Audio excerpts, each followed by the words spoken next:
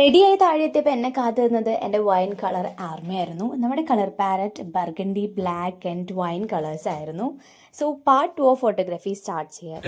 ഇനി കുറച്ചേരം അങ്ങോട്ട് പോയി ചിരിച്ചേ, കുറച്ചേരം ഇങ്ങോട്ട് പോയി ചിരിച്ചേ.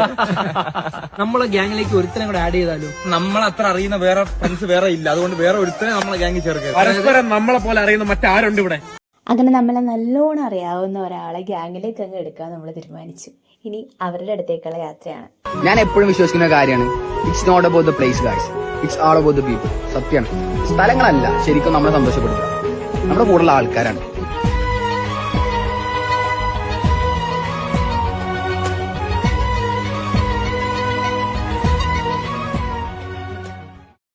അങ്ങനെ നമ്മൾ ഫോട്ടോഷൂട്ടൊക്കെ കഴിഞ്ഞ് നമ്മുടെ സബിതാൻ്റെ വീട്ടിൽ നിന്ന് ഇറങ്ങി.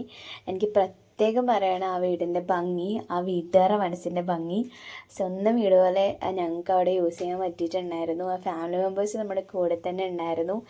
ഇത്രയും ഭംഗിയായിട്ട് വീഡിയോസും ഫോട്ടോസും കിട്ടിയതിൻ്റെയും കംഫർട്ടബിൾ ആയതിൻ്റെയും മെയിൻ റീസൺ സബിതാൻ്റെയൊക്കെ നമുക്ക് ആ വീട്ടിൽ മിങ്കിൾ ചെയ്യാൻ തന്നുകൊണ്ടിട്ടാണ്, യൂസ് ചെയ്യാൻ തന്നുകൊണ്ടിട്ടാണ്. So thankful to them. പിന്നെ നമ്മൾ വീട്ടിലെത്തി ഇതാ പ്രാർത്ഥിച്ച് നമ്മുടെ മുതിർന്നവരോട് എല്ലാവരോടും അനുഗ്രഹമൊക്കെ വാങ്ങി ആണ് നമ്മൾ വീട്ടിൽ നിന്ന് ഇറങ്ങിയിട്ടുണ്ടായിരുന്നത്. ഞാൻ അന്നെടുത്തൊരു തീരുമാനമായിരുന്നു, ഞങ്ങൾക്ക് അറിയില്ല എന്നുള്ളത്.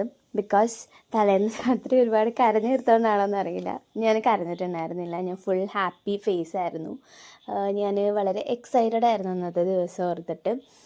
ബിക്കോസ് ഒരുപാട് ഡ്രീം ചെയ്തിട്ടുണ്ടായിരുന്നൊരു ദിവസമാണ്. എൻ്റെ ഫാമിലി ഫുൾ അതിൻ്റെ കൂടെ നിൽപ്പുണ്ട്. സോ എനിക്കത് എൻജോയ് ചെയ്യണമായിരുന്നു. അതുകൊണ്ടിട്ട് ഞാൻ മാക്സിമം എൻജോയ് ചെയ്തിട്ടുണ്ടായിരുന്നു. അങ്ങനെ ഞങ്ങളൊരു 2-3 വണ്ടി ആൾക്കാരായിട്ട് വീട്ടിൽ നിന്ന് ഇറങ്ങിയിട്ടുണ്ടായിരുന്നു. മഴയായതിൻ്റെ ബുദ്ധിമുട്ടുകൾ ആ വൈറ്റ് ഡ്രസ്സ് ഇട്ടപ്പോഴാണ് ഞാൻ അറിഞ്ഞിട്ടുണ്ടായിരുന്നത്. അത് അഡ്ജസ്റ്റ് ചെയ്യാനായിട്ട് കുറച്ച് ബുദ്ധിമുട്ടായിരുന്നു. പിന്നെ വണ്ടി കയറി കഴിഞ്ഞപ്പോൾ പിന്നെ ബുദ്ധിമുട്ട് ഉണ്ടായിരുന്നില്ല. പപ്പ, അമ്മ, ഞാൻ, അലു, അപ്പാപ്പ, അമ്മാമ്മ, ഞങ്ങൾ 6 പേരടങ്ങുന്ന ഈ ഒരു കുടുംബം മാത്രമായിട്ടുള്ള കുറച്ച് മണിക്കൂറുകളായിരുന്നു അവിടെ യായിപ്പിൻ വരെയുള്ള യാത്ര. ബിക്കോസ് യായിപ്പിനിൽ എത്തിക്കഴിഞ്ഞ് കഴിഞ്ഞാൽ നമ്മുടെ ഫാമിലിയോട്ട് ഒരു ഫാമിലിയും കൂടി ആഡ് ഓൺ ആവുകയാണ്. അപ്പോൾ ഇനി വൈപ്പിൻ വരെ കാണാം.